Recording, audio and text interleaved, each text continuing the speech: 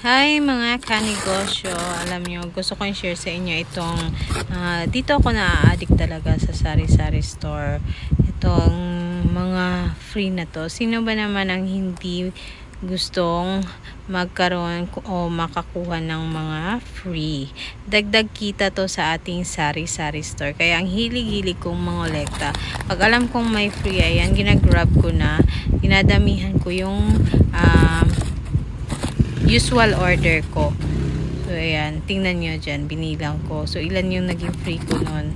23 plus 1. So, may 6 akong free. So, ito naman sa 11 plus 1. Meron akong 12 free kitams. 12 free. Tapos, magkanong benta natin sa Colgate? 10 pesos.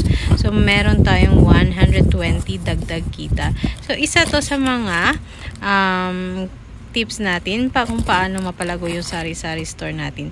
Mabenta si Palmolive at saka si Colgate. So kung may free tayo, parati tayong may free sa produktong ito, siguradong matutulungan ang sari-sari store natin na lumago.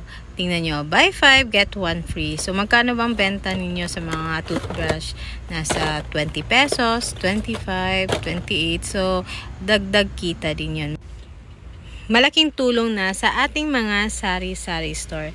So hanggang dito na lang guys. Sana may nakuha kayong tips and ideas kung paano natin i-manage at palaguin ang ating mga tindahan. So happy selling po and thank you for watching.